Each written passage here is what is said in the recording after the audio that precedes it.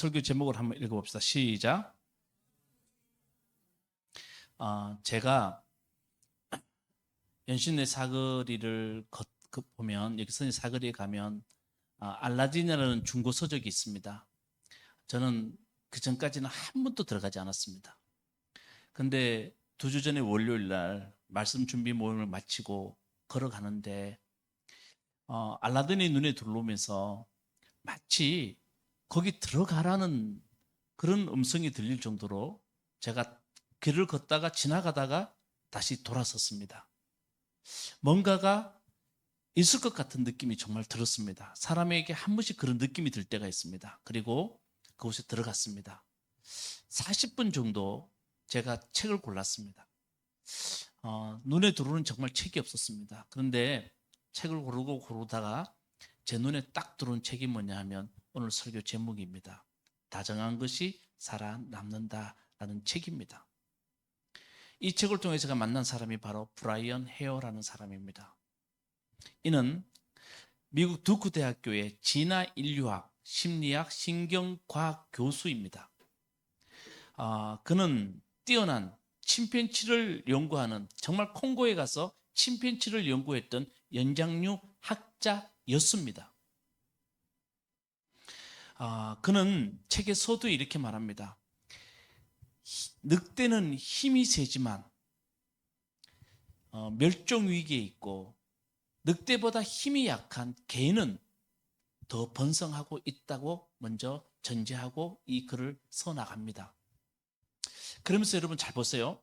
적자 생존에 대해서 이야기합니다. 적자 생존이란 말은 뭐냐면 환경에 잘 적응한 동물들이 생물들은 살아남는다는 겁니다. 근데 이렇게 말합니다.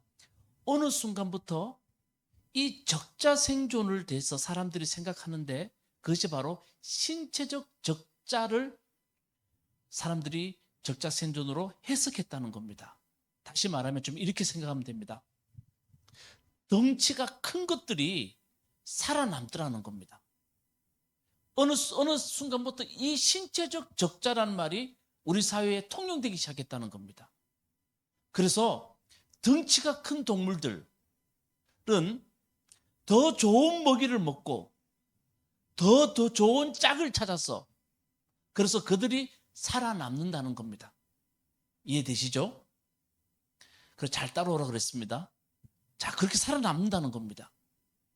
그래서 이 신체적 적자라는 이 이론이 약 150년 동안에 사회운동, 기업의 구조조정, 자유시장에 대한 맹신, 그리고 타인간 집단이 열등하다고 평가하는 근거가 되어버렸다는 겁니다. 이게 무슨 말이냐 하면 여러분, 기업 구조조정할 때 힘이 있어야 살아남는다. 열등한 것은 결국은 사라지고 만다. 자유경제시장에서 힘이 있어야 된다. 열등하면 우리는 사라진다. 인간의 집단들도 마찬가지로 바로 이 신체적 적자 생존이 우리 사회를 150년 동안 지배하면서 이 논리가 모든 것을 지배했다는 겁니다. 근데 그는 책에서 이렇게 말합니다. 정말 이것이 옳은 말인가? 그가 동물들과 함께 살아가면서 그가 깨달은 게 하나 있었습니다. 그게 뭔지 아십니까? 덩치가 큰 육식동물일수록 다 멸종 위기를 맞이하더라는 겁니다. 그런데 친화력이 있고 다정한 동물일수록 더 번식력이 크더라는 겁니다. 그래서 그가 처음에 이야기했던 것이, 예를 들었던 것이 늑대와 개입니다. 친화력이 있고 다정한 곳이 생물들이 더 번식하더라는 겁니다. 육식동물들은 대부분 다, 많은 육식동물들이 멸종 위기에 가 있더라는 겁니다. 근데 이렇게 말합니다. 신체적 적자, 특별히 이 신체적 적자가 살아남다는 적자 생존의 논리는 인간의 우수함과 열등함을 평가하는 참혹한 근거가 되었다는 겁니다. 이해되시죠? 여러분, 이 말을 좀 제가 더 쉽게 이야기할게요. 신체적 적자, 이것은 어느 인간이 우수하고 열등한가에 대해서 평가하는 정말 참혹한 근거를 제시했다는 겁니다. 이렇게 말합니다. 예를 들어서 챕터 8에 나오는 지구한 자유라는 곳에 보면요, 한번 들어보십시오. 지구한 자유를 보면 사회적 지배 성향이 높은 사람과 권위주의 성향이 높은 사람일수록 적자 생존을 신봉한다. 그들은 사회에서 다른 집단들보다 열등한 집단이 있고, 이상적인 사회라면 일부 집단이 상위를 차지하고 나머지 집단이 아래에 있어야 한다고 그들은 믿고 있다는 겁니다. 이해되세요? 그래서 이런 자들은 자기와 다른 집단의 사람들을 짐승처럼 생각한다는 겁니다. 자, 사회에는 다른 집단이 있고 자기와 다른 집단은 열등한 집단이고요. 그리고 이 상승의 사회는 일부 집단은 상위를 차지하고 일부 집단은 하위를 차지해야 된다는 겁니다. 이게 바로 신체적 적자 생존을 믿는 사람들이 대부분 이 생각을 갖고 있다는 겁니다. 그러면서 이렇게 말합니다. 이 책은 2021년에 나온 책입니다. 근데 대표적인 집단이 있다는 겁니다. 어딜까요? 그게 바로 백인 우월주의자들이 대표적인 집단이라고 말합니다. 그러면서 이들은 무슬림, 아시아인, 이민자들, 또 진보적인 언론을 그렇게 생각한다고 합니다. 그래서 백인 2,000명을 대상으로 설문조사를 했는데 63%가 백인이 흑인보다 더 진화되었다고 믿고 있고, 모든 백인 그룹에서 흑인은 비인간화하는 경향이 존재한다고 그들은 믿고 있다는 겁니다.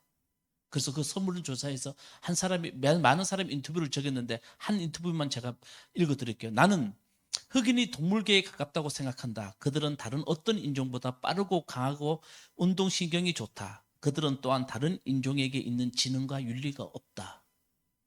그렇게 믿고 있다고 합니다. 거기에 44%는 백인들은 절대 아니라고 믿고 있지만 64%는 이런 경향이 있다고 말합니다. 그래서 좀 충격을 준 것은 이렇게 말합니다. 저자는 책을 쓰고 있는 동안에 자유민주주의 국가에서 대부분 이런 현상들이 일어나고 있다. 대표적인 현상이 어떤 거냐면 제가 조금 전에 이르듯이 언론, 페미니스트, 무슬림, 이민자들에 대해서 차별하는 현상들이 일어나고 있다. 대부분의 자유민주주의 국가에서 이런 일들이 지금 일어나고 있다고 이야기합니다. 자, 여러분 보세요. 저는 이 글을 읽으면서 어떤 마음이 들었냐 하면 지금 우리 사회에 일어나는 일들이 다 해석이 되었습니다. 여러분, 우리 사회도 여기에 자유로울 수 있을까요? 여러분, 차별. 사람들은 적자 생존의 이 이론들이 우리 사회를 다 지배하고 있다는 겁니다. 힘이 있어야 살아남는다. 힘이 없는 존재들은 열등한 존재이고 이들은 이 땅에서 사라져야 된다고 생각하는 사람들이 많다는 겁니다. 근데 이들의 대표적인 현상들이 뭐냐면 페미니스트, 무슬림, 이민자들에 대해서 차별하는 경향들이 있는 사회는 다 이런 생각들을 갖고 있는 사람들이 있다는 겁니다. 근데 여러분 보세요. 차별의 종착역은 어디냐 하면 따라합시다. 혐오입니다. 여러분 혐오가 뭔지 아세요? 미워하고 적대시하면서 결국 뭐냐 하면 없어져야 할 존재로 생각한다는 겁니다. 미워하고 또 사랑하지 않으면서 결국은 뭐냐, 차별하고 결국은 없어져야 할 존재로 사람을 생각한다는 겁니다. 자, 제가 이 글을 읽으면서 어떤 생각이 들었냐 하면 오늘날 우리 사회가 대단히 차별과 혐오가 심각합니다. 그런데 제가 차별과 혐오가 심각하면 목사로서 어느 정도 사회적인 책임이 있지 않습니까? 그런데 제가 그 책임에 대해서 나눌 때 깊이 말씀을 묵상하면서 생각드는 게 뭐냐면 오늘날 차별과 혐오의 중심에 서 있는 게 어디냐 하면 기독교라는 겁니다. 이게 문제입니다. 제가 브라이언 헤어를 만나면서 이분의 글을 쭉 읽으면서 정말 지금의 우리 사회에서 일어나는 현상들이 정말 이해가 되었고, 그리고 이런 차별과 혐오, 인종적인 차별과 혐오는 결국은 한 집단이 없어져야 될 집단으로 생각하는, 그리고 대단히 폭력적인 모습으로 나타나는 이런 모습에 중심에 서 있는 것 중에 하나가, 정말 저도 같은 책임감으로 말씀드리지만 기독교가 있다는 겁니다. 나와 다른 하나님을 믿지 않는 사람들, 다른 사람들에 대해서 차별하고요. 그리고 조금만 뭔가 이상한 게 생기면 그들을 혐오합니다. 여러분, 이게 지금 우리에게 일어나는 현상입니다. 그런데 브라이언 헤어는 이렇게 말합니다. 그는 적자생존, 다시 말하면 이것을 말한 사람이 다윈이에요. 근데 그는 이렇게 말합니다. 한번 들어보십시오. 다윈이 적자생존을 이야기할 때 그는 이렇게 말했다는 겁니다. 신체적 적자가 아니라는 겁니다. 이렇게 말합니다. 자상한 구성원들이 가장 많은 공동체가 가장 번성하며 가장 많은 수의 후손을 남긴다. 다시 말하면 자상한 구성원들이 많은 곳이 가장 번성하고 가장 많은 수의 후손을 남긴다.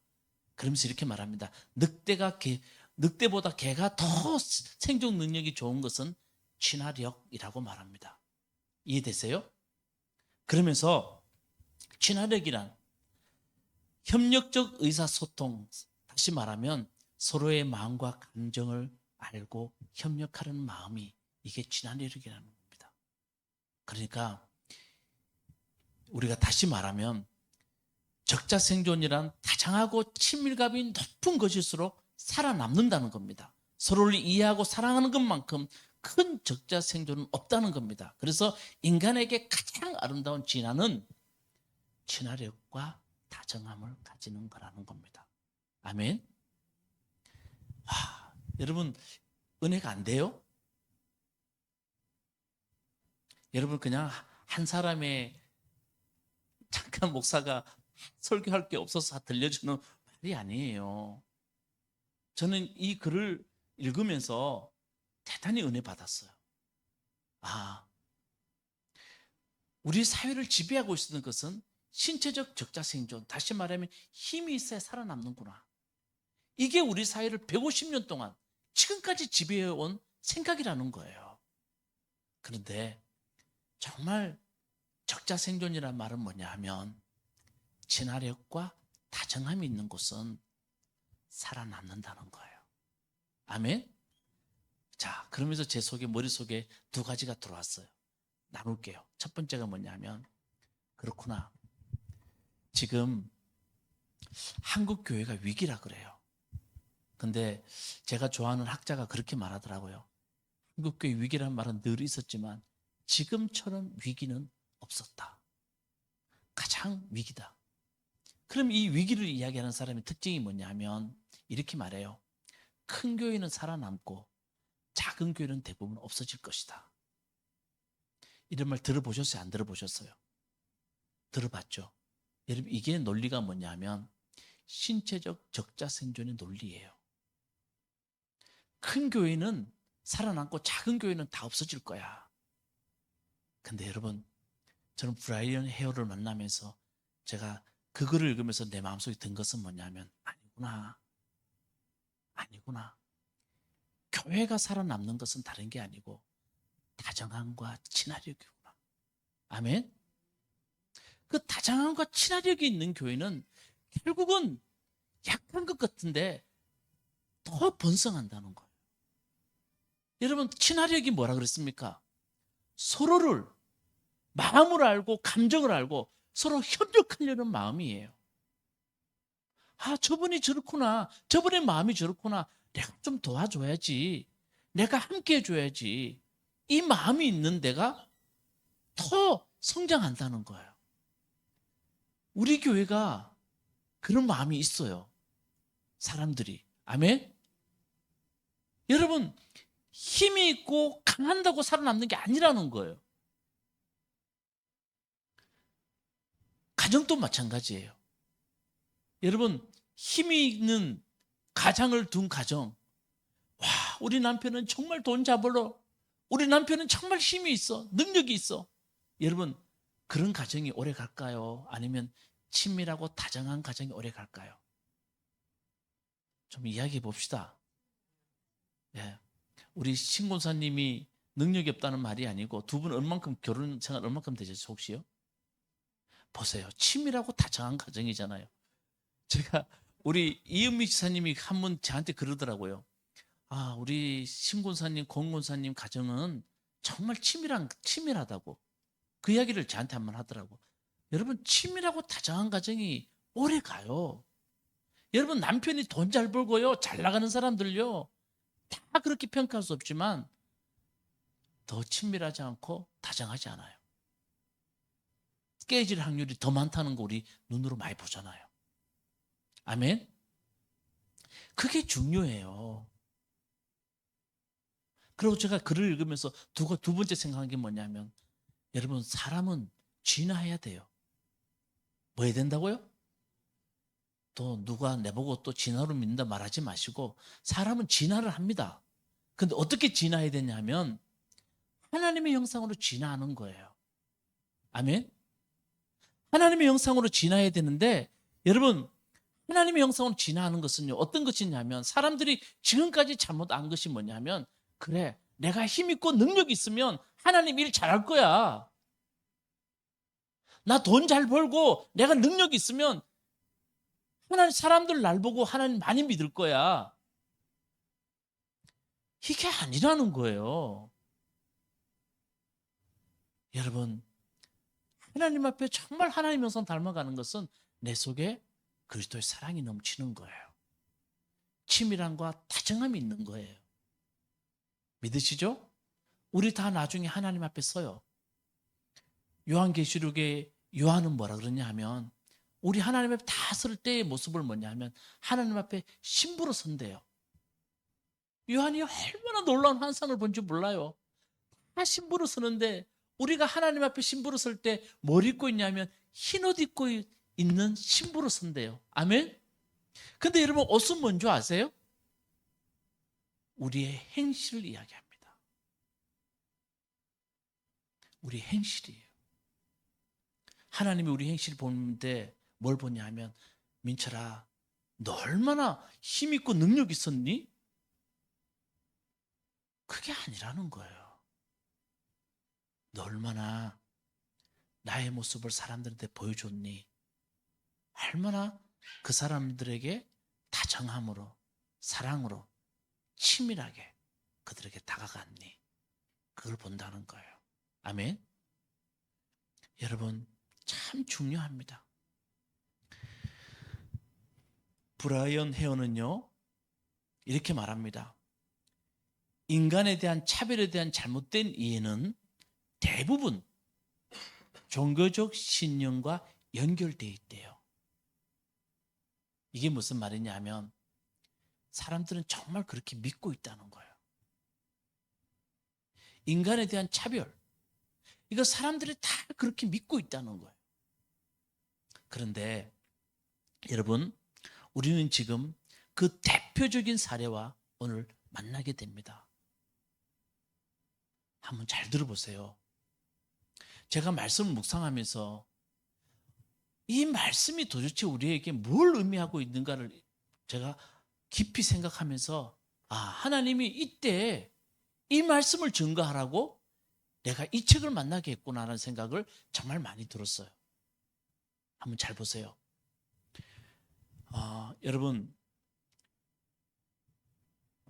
초대교회는요, 교회가 처음 생겼을 때 대부분의 구성원들이 유대인이었습니다. 근데 여러분, 그 유대인들은, 아, 나는 이제 유대교가 아니야, 나는 기독교야 라고 한 사람들이 없었어요. 그는 유대교를 믿으면서 유대교의 그냥 관습과 습관을 그대로 따라가면서 예수 그리스도를 그들이 인정한 것 뿐이에요. 그래서 유대교와 기독교와 그렇게 차별이 나지 않아요. 근데 유대교와 기독교의 가장 큰 차이, 그게 사도행전에 나와요. 그게 베드로가 고넬료를 만났을 때 유대교와 기독교의 가장 큰 차이를 드러내요. 이걸 우리 알아야 돼요. 제가 예전에 사도행전의 핵심이라고 말했던 말씀이 바로 이거예요. 사도행전 10장 34절 35절 우리 같이 한번 읽어보도록 하겠습니다. 시작. 베드로가 입을 열어 말하였다. 나는 참으로 하나님께서는 사람을 외모로 가리지 아니하시는 분이시고 하나님을 두려워하며 의를 행하는 사람은 그가 어느 민족에 속하여 있든지 다 받아주신다는 것을 깨달았습니다. 이게 사도행전의 핵심이에요. 간단한 한 문장인데 여러분, 이 문장은 유대인들은 도저히 받아들일 수 없는 문장이에요. 하나님은 뭘 가리지 않는다고요? 외모. 이 외모가 뭐예요? 너 잘생기고 너 못생겼다는 외모예요? 아니에요. 유대인과 이방인, 민족, 피부 색깔, 하나님은 가리지 않는다. 정말 여러분 이거 느끼셔야 돼요. 이것은 그 당시에 정말 혁명적인 선포예요. 유대인으로서는 도저히 선포할 수 없는 말이에요. 하나님은 사람을 외모로 가리지 않습니다. 베드로는 하나님 만나고 난 뒤에, 고넬료를 통해서 하나님 만나고 난 뒤에 베드로가 이 말을 선포해요. 그리고 하나님을 두려워하며 의를 행하는 사람은, 다시 시작. 자, 그가 어떻게 해요? 다 받아주신다는 것을 깨달았습니다. 그러니까 이게 베드로의 이 말씀이 초대교회에 정말 너무나 큰 혁명 같은 말씀이 되어버렸어요. 베드로가 이걸 선포해요. 이 말은 유대인들이 받아들일 수가 없어요. 저는 이것을 뭐라 표현하냐 하면, 따라합시다. 큰 정신. 뭐라고요? 그냥 정신이 아니에요. 큰 정신이에요. 이게 기독교의 큰 정신이에요. 하나님이 기독교에 주신 놀라운 정신이에요. 하나님은 외모로 가리지 않는다. 하나님은 사람을 차별하지 아니하시고 어느 민족에 있든지 하나님은 다 받아주신다. 모든 사람에게 하나님의 구원의 문이 열려 있다. 이 말이에요. 자, 이 말씀 가지고 이 말씀을 실천한 사람이 누구냐면 사도 바울이에요. 사도 바울은 그 당시에 유대인, 이방인, 남자, 여자 갈라놨어요. 이게 무슨 말입니까? 차별이에요. 유대인, 이방인 차별이에요. 이것을 사도 바울은 베드로의 말과 함께 그래서 그 말씀을 가지고 이제 이방인 땅으로 가서 하나님의 복음을 전파합니다. 그런데 어떡합니까? 하나님의 말씀을 전파하는 사도 바울을 사람들이 죽이려고 합니다. 참을 수가 없어요. 자기들이 차별을 뒀던 그 차별을 바울이 깨고 복음을 전가하는 것을 그들은 참을 수가 없었던 거예요.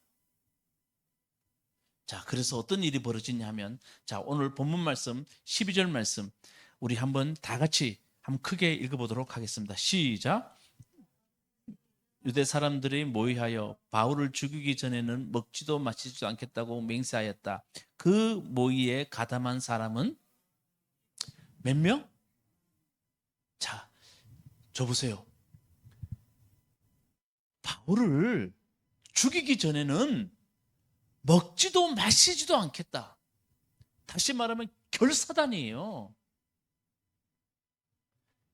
대단한 내 목숨과 바꾸겠다는 거예요. 나 정말 목숨을 걸고 바울을 죽이겠다는 사람, 결사단이 몇 명이 된다고요? 10,000이 넘는 사람들이 생겼다는 거예요. 자, 우리 한번 잘 봅시다. 어떻게 하나님 믿는 사람들 가운데 이런 사람이 나타나냐는 거예요. 궁금하지 않으세요? 여러분, 어떻게 하나님 믿는 사람들이 이런 결단을 하는 사람들이 나타나냐는 거예요. 여러분, 우리의 현상 가운데 하나님 믿는 사람들이, 교회 안에서도 이런 사람들이 나타나는 경우가 있다는 거예요. 이상한 곳에 빠져가지고 나 그 안 하면 내가 안 된다 할 정도로 목숨을 거는 사람들이 나타나요. 왜 이런 현상이 일어나요? 왜? 저는 다정한 것이 살아남는다는 책에서 정말 모든 것이 이해가 됐어요. 여러분, 신체적 적자. 우리는 너하고 달라. 나는 힘이 있고 너는 힘이 없어. 나는 우세하고 너는 열등해. 그런 신체적 적자가 있다 하면 여러분 뭐가 있는 줄 아세요? 종교적 적자가 있어요. 종교적 적자가 있어요. 나는 하나님 믿고 하나님이 우리만 선택했어. 너희는 선택하지 않았어. 이게 종교적 적자예요. 그게 우리 기독교 안에 다 퍼져 있어요.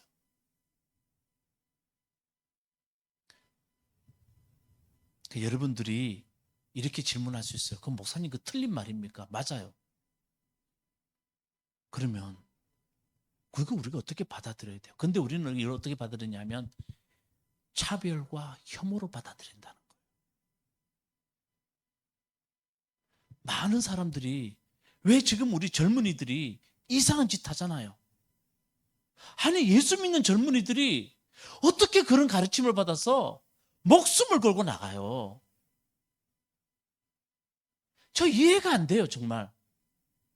근데 그들이 뭐가 있는 줄 아세요? 그들 속에 바로 종교적인 적자라는 거예요, 자기들이. 그 속에는 차별과 혐오가 있다는 거예요. 자, 잘 보세요. 이제 그들은 40명은 작정을 해요. 먹지도 마시지도 않겠대요. 바울 죽이기 전에는. 그 사람들이 누구 찾아가는 줄 아십니까? 종교의 가장 높은 사람, 그 당시에 대제사장, 그리고 그들과 함께하는 가장 높은 장로들을 찾아갑니다. 그리고 그들하고 합세를 해요. 우리 바울 죽여야 됩니다. 그걸 어떻게 하냐면, 당신들이 천부장한테 부탁해서 바울을 다시 의회로 좀 나오게 해주세요. 의회에서 바울이 뭘 잘못했는지 다시 회의할 수 있게 나오게 해주세요. 그때 바울을 의회로 나오는 순간에 우리가 덤벼들어서 바울을 죽여버리겠습니다. 여러분, 이게 정말 말이 돼요? 이 결단들이 사람들이 한 거예요, 진짜. 그랬더니 바울의 누이의 아들, 다시 말하면 바울의 조카가 그 사실을 압니다. 그리고 바울에게 일러줘요. 그 바울이 백부장을 불러서 이 아이를 천부장한테 좀 데려다 주세요. 천부장한테 할 말이 있습니다. 그래서 그 아이가 가서 천부장한테 이야기를 해요. 바울의 조카가 지금 의회가 모여서 바울을 데려오는 순간에 40명의 사람들이 결단을 하고 바울을 죽이려고 기다리고 있습니다. 바울을 의회로 끌고 가면 안 됩니다. 라고 이야기했을 때 천부장이 그 말을 듣고 그 사실을 알아내서 어떻게 합니까? 바울을 의회로 끌어내지 않습니다. 그래서 그들의 계획이 수포로 돌아갑니다. 자, 저는 바울이 죽기 전에 먹지도 마시지도 않겠다고 결단한 결사단을 보고 또 그들과 결탁한 종교 지도를 보면서 이들이 유대 사회를 지배하고 있다는 생각이 정말 끔찍합니다. 그렇지 않아요? 정말 유대의 가장 높은 종교 지도자들이, 정말 힘있다는 종교 지도자들이 한 사람을 죽이기 위해서 그들이 결탁한 모습 보면 정말 끔찍하지 않습니까? 자기들만 옳다는 종교 신념을 가진 사람들이 얼마나 무서운지를 우리에게 보여줍니다. 여러분, 이렇게 차별 속에는요, 용서가 없고 간용이 없습니다. 다른 사람들은 다 없어져야 될 존재로 생각하는 사람들이 많이 있다는 겁니다. 저는 말씀을 묵상하면서 성경은 바울을 죽이려고 하는 이 이야기를 왜 여기 기록하고 있을까? 그리고 이걸 어떻게 해석해야 될까? 아니, 바울을 죽이려고 하는 이 이야기를 이렇게 길게 성경은 그렇게 은혜가 되지 않는, 여기서 우리가 그렇게 막 은혜 받고 성령 받는 그런 이야기가 아닌 이야기를 왜 여기에 기록하고 있을까에 대해서 묵상했습니다. 왜요? 성경은 정말 그것이 우리에게 필요하기 때문에 우리에게 들려주기 때문입니다. 제 나름대로 결론은 이겁니다. 다름을 인정하지 않는 종교의 추한 모습을 우리에게 보여주기 위해서 누군가를 없어져야 할 대상으로 삼는 종교는 하나님 앞에 심판을 받는다. 저는 이 말씀으로 하나님이 저에게 말씀해 주셨습니다. 여러분, 우리는 하나님 앞에서 정말 아름다운 그리스도인들은 어떤 사람이냐 하면, 따라해봅시다. 친밀함과 다정함이 있는 사람. 여러분, 하나님 우리 선택했어요. 아멘. 하나님 우리 사랑하세요. 아멘. 그런 사람은 우리가 정말 하나님 우리 선택했기 때문에 다른 사람은 버렸다라고 생각하면 절대 안 돼요. 그 사람과 우리는 차별이 있다고 생각하면 안 돼요. 어떤 잘못된 일부 지도자들에 의해서 그들을 혐오스럽게 생각해서도 안 돼요.